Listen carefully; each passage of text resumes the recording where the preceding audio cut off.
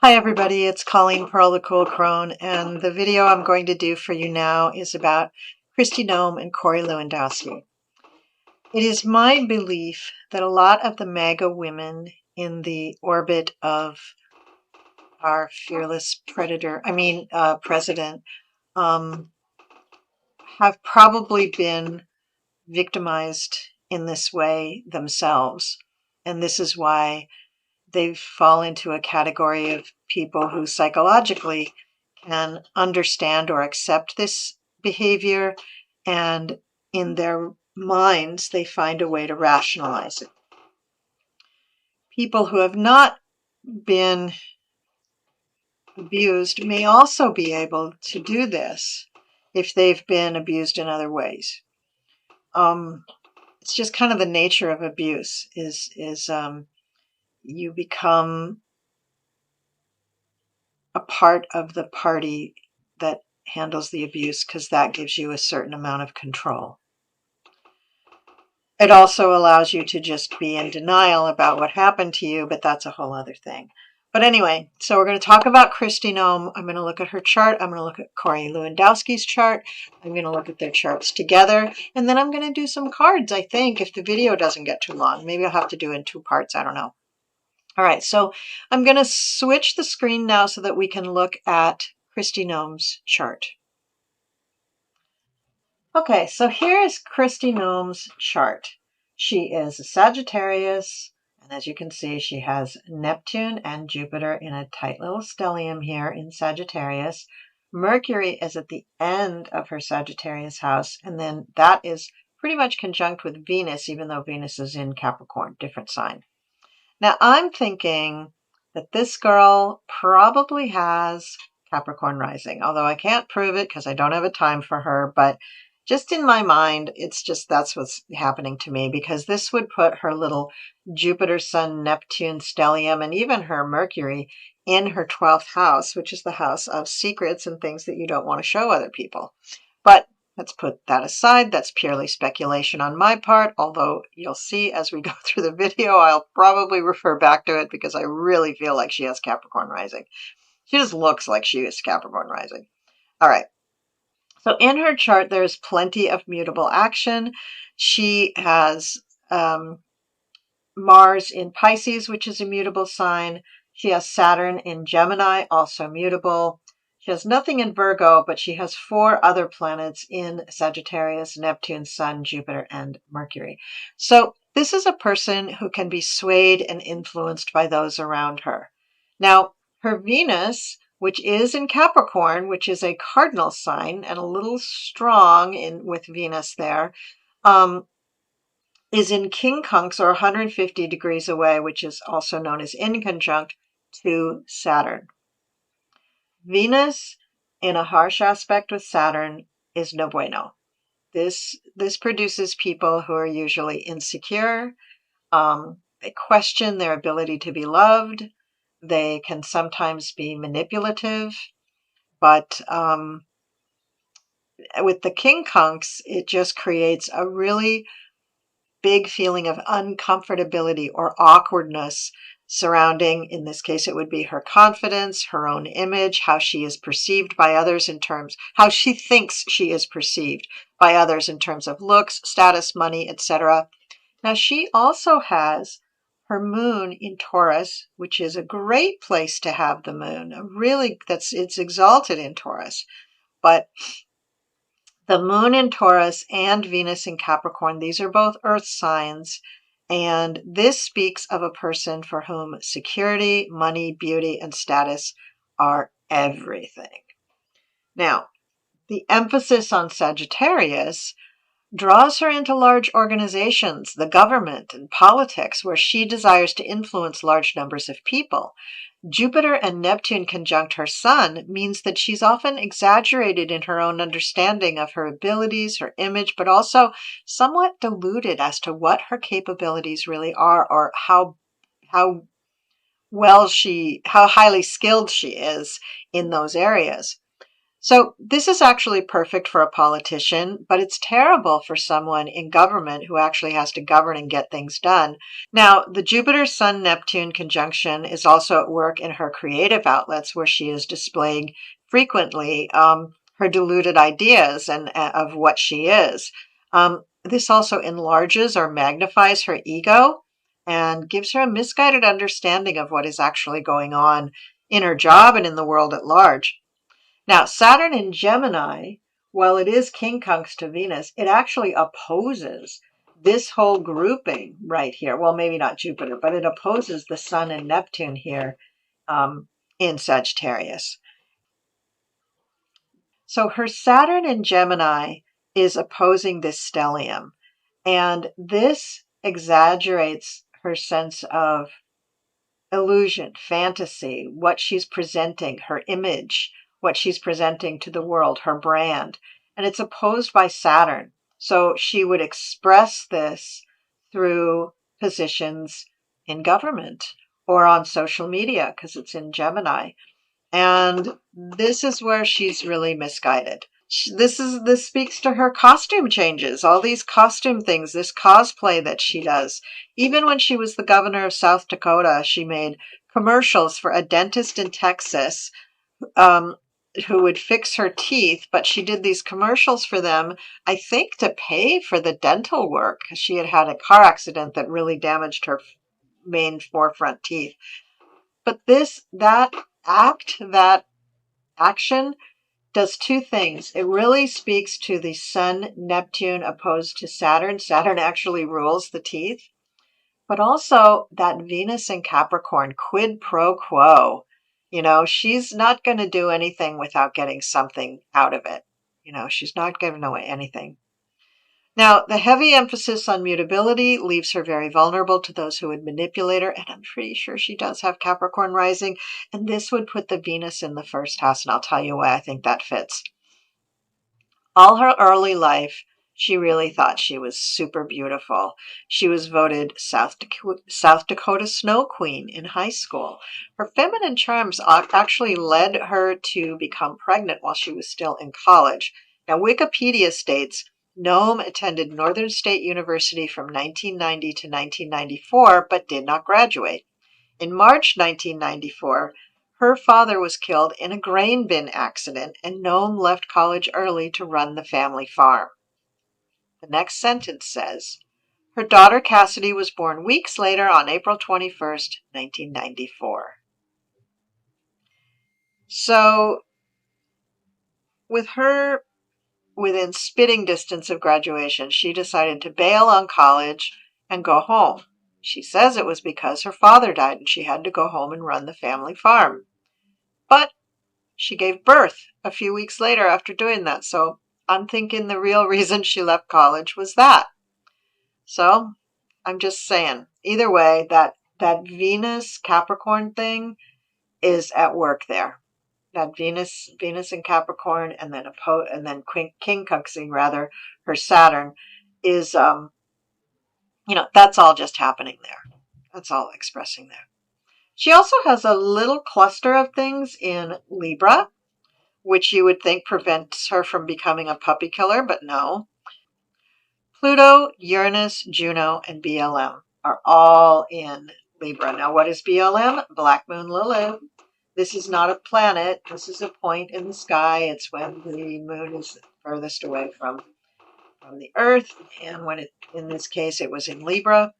And her BLM makes a quintile to that Venus, 72 degrees. It's a weird little aspect, but it connotes creativity between the two planets. And she has utilized this to a huge degree. Black Moon Lilith has to do very much with female sensuality, things that you are maybe embarrassed by or you think are strange and you think that you shouldn't let other people know about them. This is where we find people's kinks, but also for women, it is a strong, strong indicator of how they express their own sexuality. So being in Libra, she would express her sexuality in a very Venusian way. It is quintile, or in good aspect, creative aspect, to this Venus in Capricorn, which is not usually a great place to have Venus because it's so materialistic.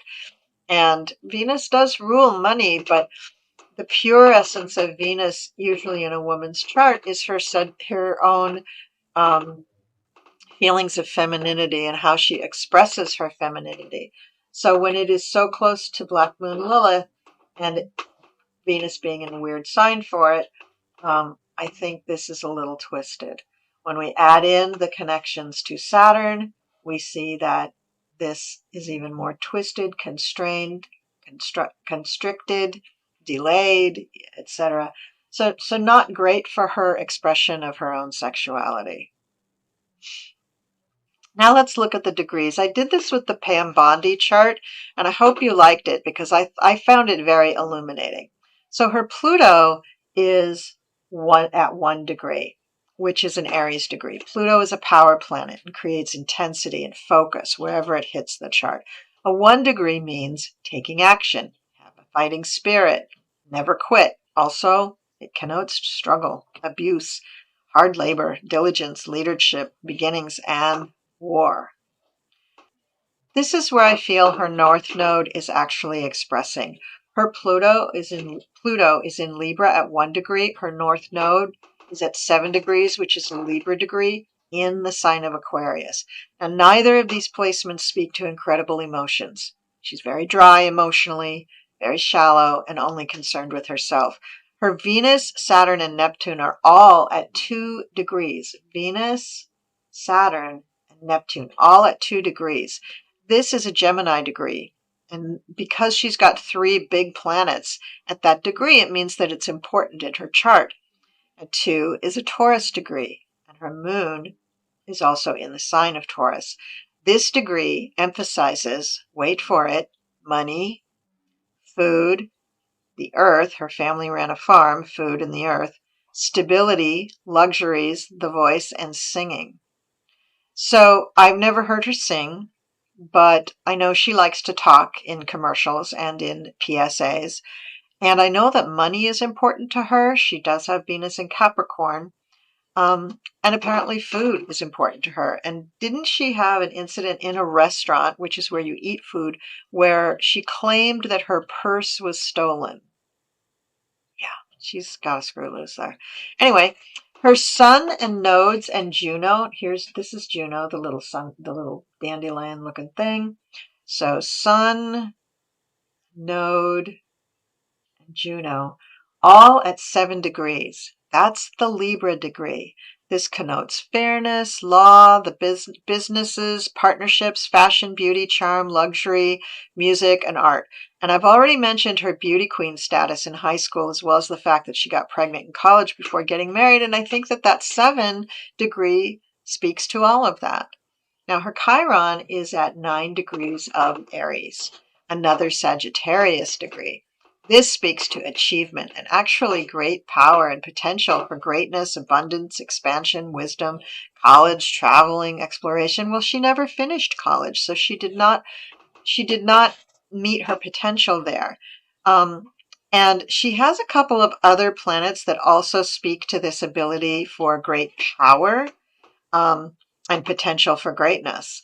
So I would say that achieving the Director of Homeland Security or Secretary of Homeland Security, whatever it is, that is a position of power, and that's a certain way of measuring greatness. So I think she's expressed that already. Now, having Chiron in Aries might point to a part of her life where she did have trauma, not the only trauma, but it might point to that. And I think some of the other centaurs would point to that too. I'm not too concerned about finding that in her chart. I'm pretty sure that she has suffered from something like that. But Aries Chiron would tell us that that's a place where she could heal from this type of thing. She has Mars in Pisces at 13 degrees, and this is an Aries number. This means that there's a great challenge here. Now, Mars is actually square this Jupiter and Sun. So this is where she has a challenge.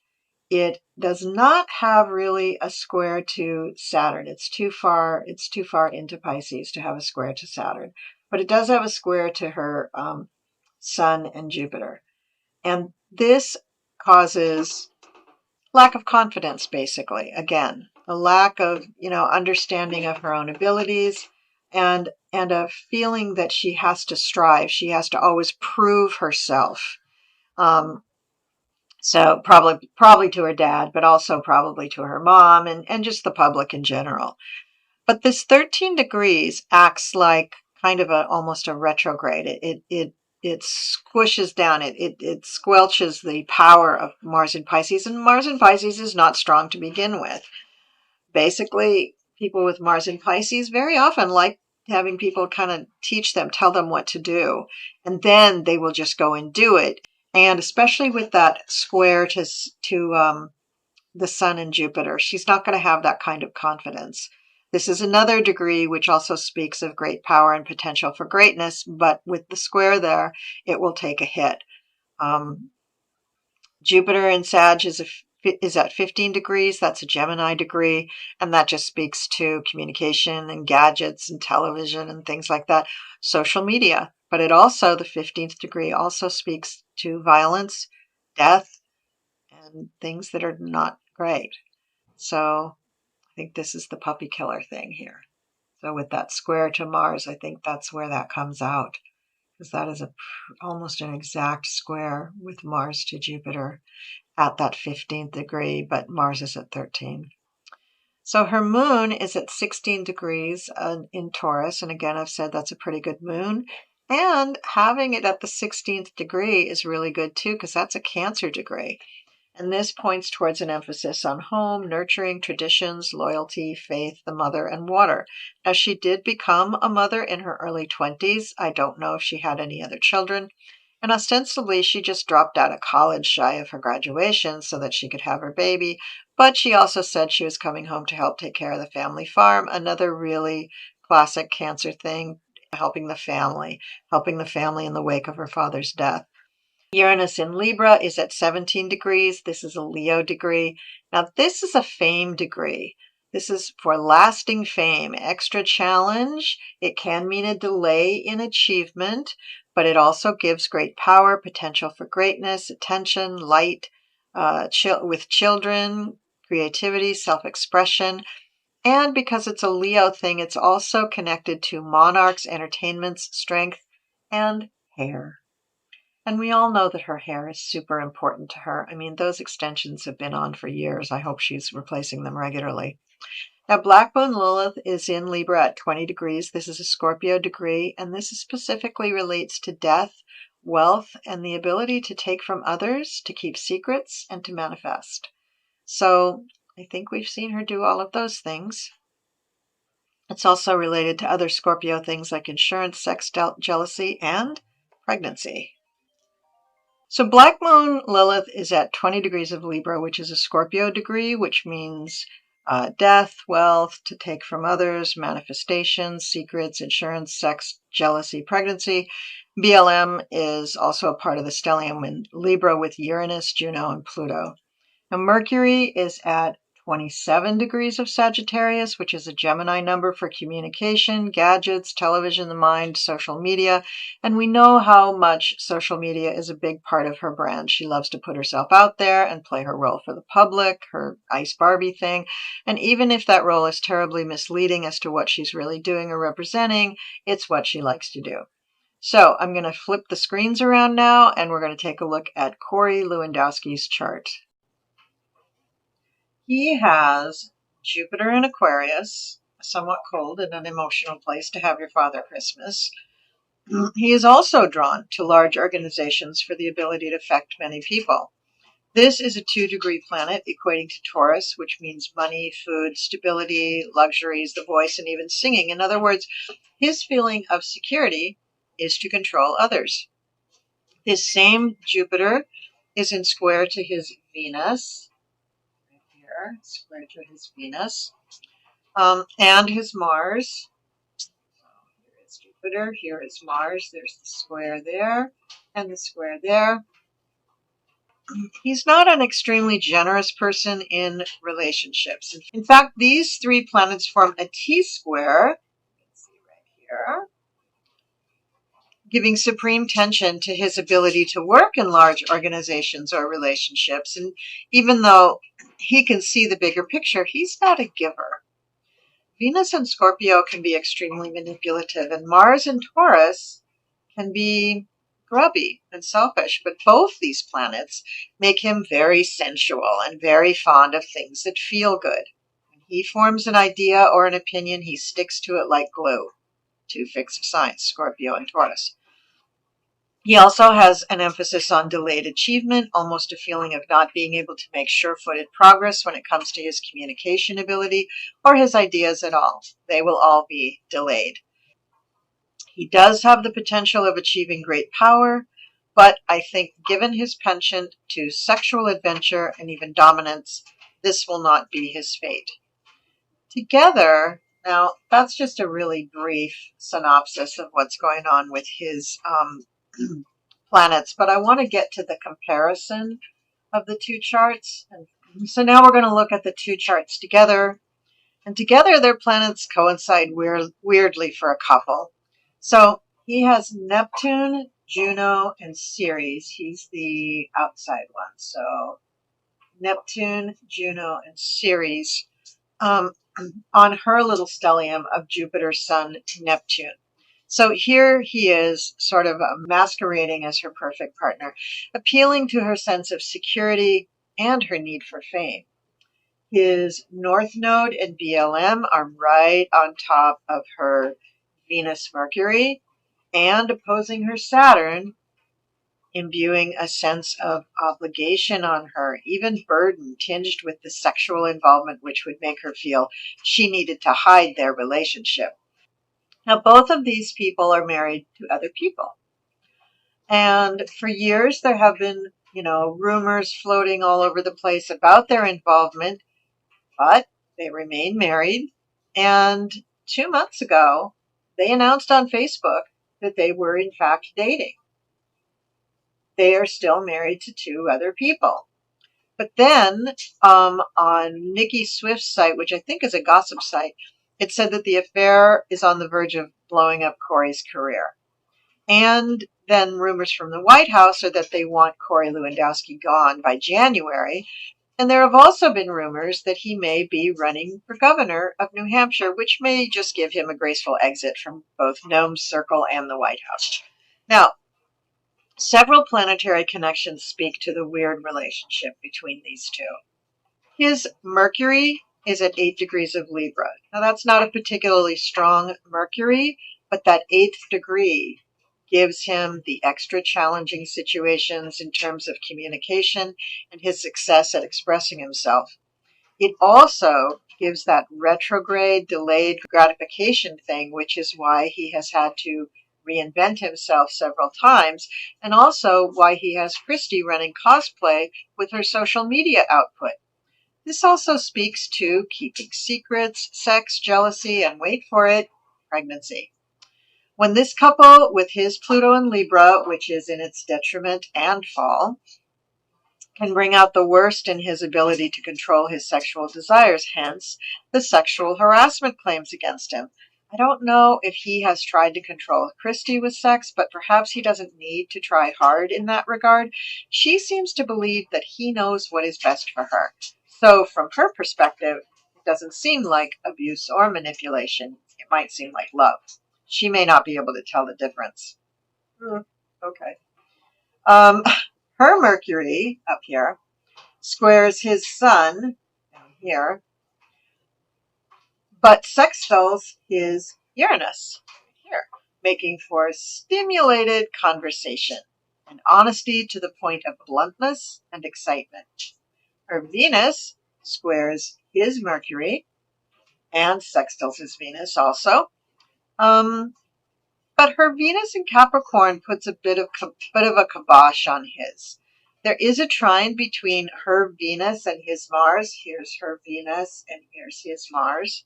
And that's where the sex comes in. He'll always control her when they're in a relationship, even though she's married to someone else. So, and he is too. So don't forget that. And that that node BLM connection is pretty fierce sitting on top of her Venus. So let's not forget that.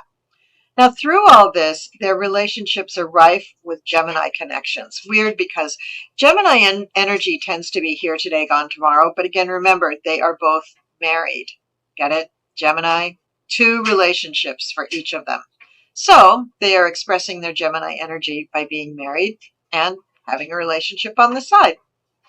So that's kind of the main thing. Her Eris is pretty close to his Chiron, but Eris is a really slow moving thing. So, they have it almost conjunct, but that doesn't really I don't think that really needs much.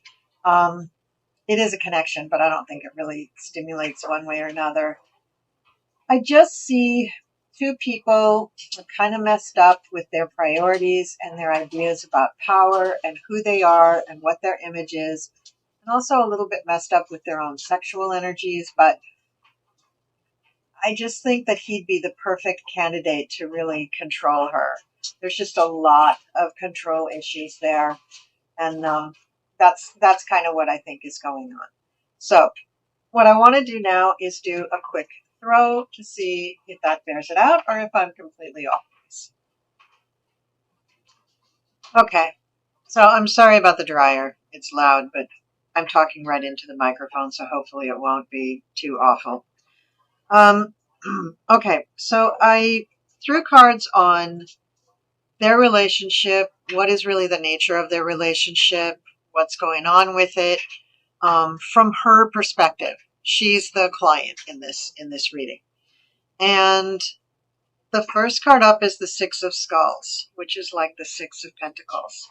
So the situation from her perspective is that there's a give and take. That they complement one another, they give to one another what they need. But again, she's kind of deluded. Her current challenge, what she needs to face, is that things are coming to an end. She gets the World card here. Things are definitely coming to an end, and she needs to face that without her current job and situation, they are not going to continue as a couple. They just won't be able to do that. How she's handled things when she was younger, when she had relationships that were coming to an end, or she needed them to come to an end, is she would just control things. She comes up as the devil, the controller, the person who manipulates, the person who gets what she wants, and that's what she would do. In the recent past, they did have some big falling out, because we have a Tower card in the past, in the recent past. And what she thinks is going to happen is, I guess what's happened before is they've just come back together and everything's gone on as if nothing's happened. So she feels like, oh, it's no big whoop, we're just going to keep going. But I don't think that's really going to be the case. She gets the 2 of Skulls, which is like 2 of Pentacles. So she's going to have to look at her options, look at her situation. And again, I think this is really hinging on their jobs. If he's no longer working for her, even if she continues in the administration, they're going to try to get rid of him by January.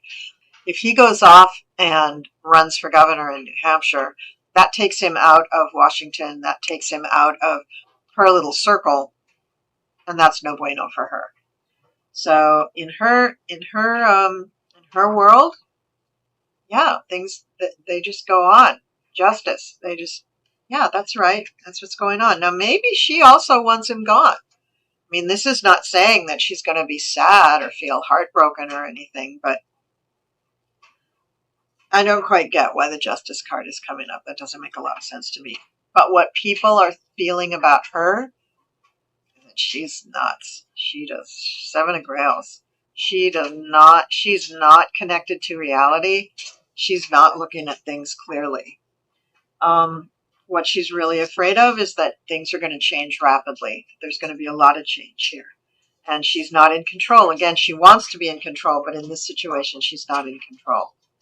And that, the final outcome is a card of betrayal. So she's going to be betrayed or feel betrayed. And so it might not be him doing anything to her. It might be the circumstances just pull them apart, and she's unable to go on with the relationship. Now I'm going to do a throw that's about what is the relationship. Yeah, this relationship is going down the toilet. It's not good. So currently she feels, or they feel in general, like, yes, it is a relationship, but it's coming towards the close of the relationship. The Lord of Grails is like the Knight of Grails, so it's coming towards the Knight of Cups. So there's going to be some sort of news released, some sort of new information is going to come out. They expect, in the relationship, that I think they both kind of expect that things are going to go on the way they were, and they really enjoyed them, but they're not. It's not going to be good. One or both, they're both going to be kind of out in the cold. This is the Five of Skulls. So they're going to be separated, either because the relationship breaks up or fails, or because their situation changes dramatically. And it might be their situation because for the immediate future, they get the Tower. So things are no bueno that way. This is not going to be good. Things are going to hit the fan. It's not going to be wonderful. And long term, it's just going to bring a lot of heartache. So for a long time, they are going to have difficulties with this. It's just not going to be really, really good. Okay, so this last reading that I'm going to do is, will he be let go? Will he still be in the White House? Where is he going to be? What's going to happen by January to his position? And the first card that I got is the Five of Scepters. This is like the Five of Wands. So there's friction, competition, difficulty, pushback. Somebody, look at that. They don't want him back. They don't want him coming back to the White House. It's crossed by the Ten of Skulls, which sounds like a good card, but here's the thing. It's an ending card.